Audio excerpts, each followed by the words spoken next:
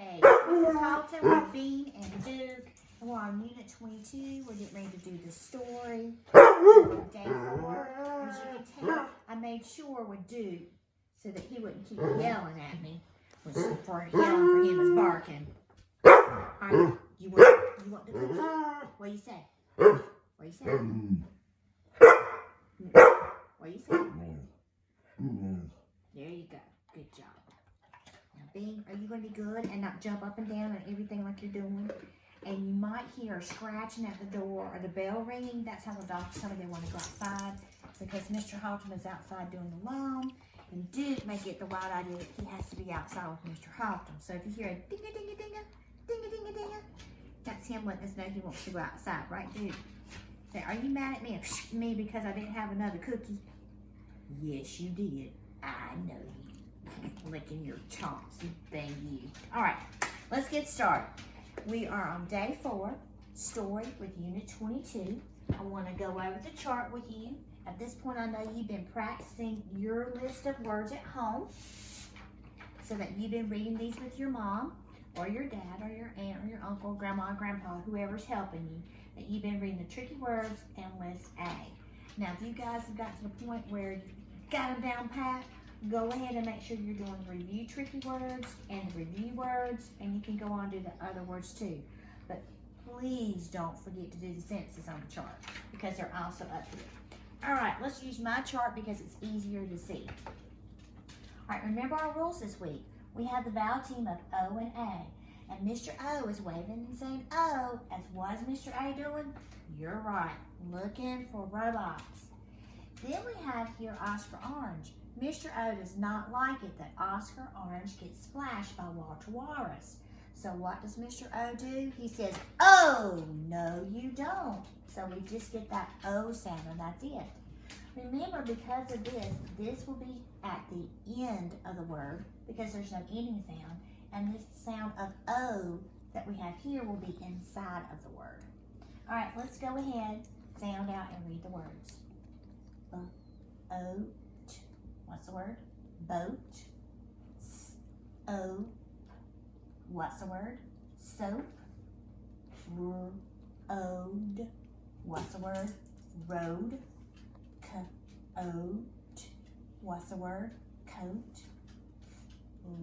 Oat. What's the word? Float. Now let's go right here and let's do the ones with O-W. You ready? O. Low, O. What's the word? Yellow, grow. Remember this K is silent. We don't hear it, just the N. O. What's the word? No. O. What's the word? Show. All right, now we're going on to our tricky words. Our first tricky word that we have is R. Remember, this is one of Miss Halton's absolute favorite because I like how it just says the letter or the sound of R. So you have to remember to spell it A-R-E. Like, you are a great student. Now we have the word done. Beanie, what are you doing? He's trying to get into the act. We've got the word done. We have the magic E that jumps over, but it doesn't make that O sound. It's duh-uh. It's making that sound. Beanie, you're getting in the act again. He is too funny. He likes being the superstar. And our last tricky word is could. Could. That ud sound with the O-U. Could. All right. Also, too, don't forget to read your sentences because your sentences will be on your test tomorrow. Make sure that you've got know that this question mark means are we asking or telling something? You're right. We're asking something. Let's find out what we're going to ask.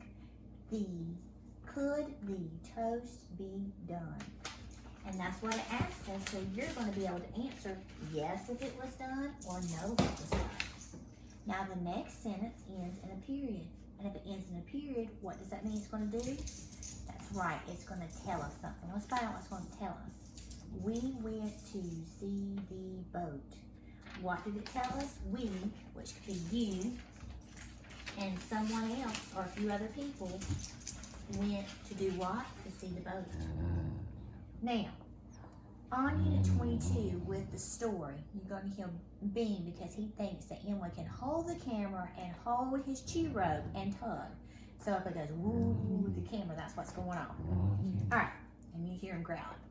With our story, we have 3 story words.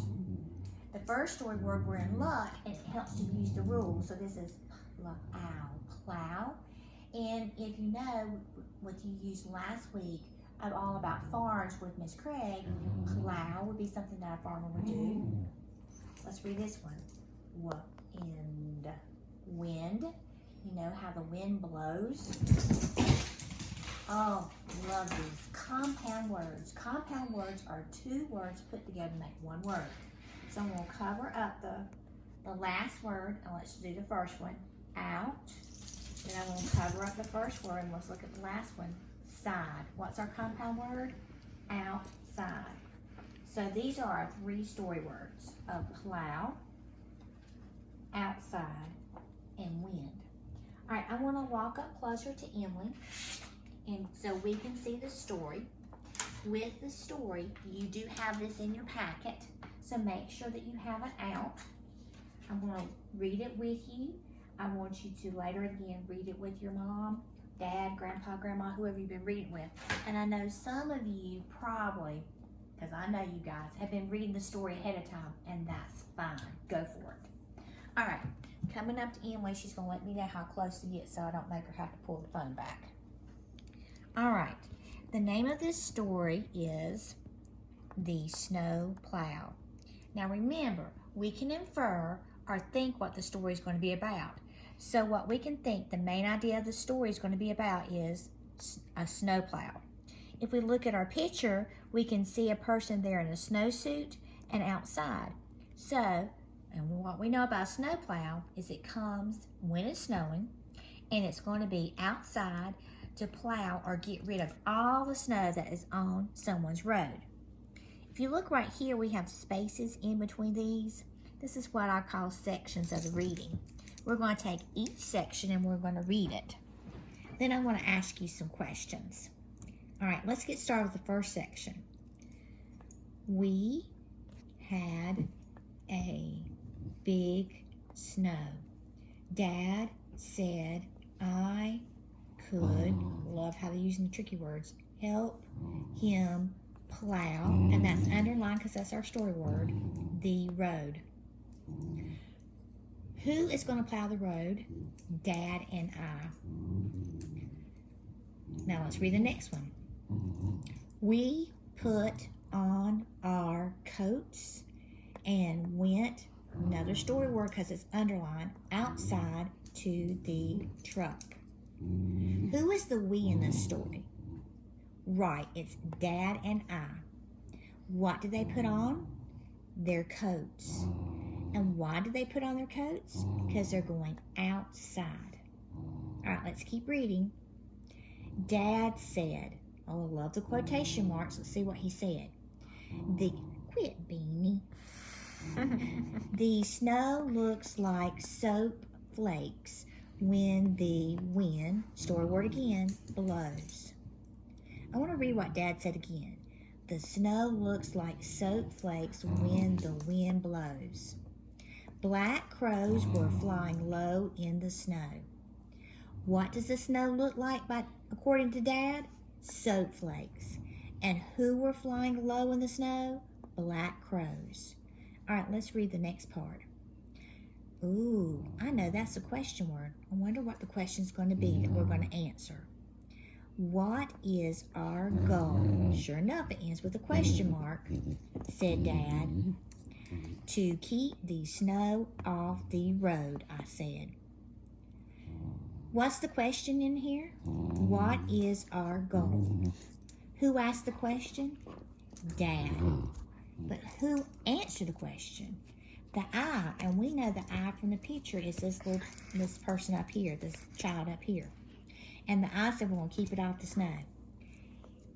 Emily's showing you Bean. Bean has decided that this is his time to play, not our time to read a story, and I'm sorry. All right, we're going back to the story. So if you hear that growling, that's what's going on. We got in the truck and dug a long road. We could not see the road. Oh my goodness. They dug so deep, what could they not see? The road. Dad said, we can follow the poles at the side. They kind of like have poles on the side of the road to keep people from knowing not to go off the road. Let's read the next part. The plow throws the snow to the side of the road. It makes a pile that grows and grows. Because if you think about when it's pushing the snow, it's going to push it up and make it really big and grow. All right, here's our last part. It was snowing a lot, so the going was slow.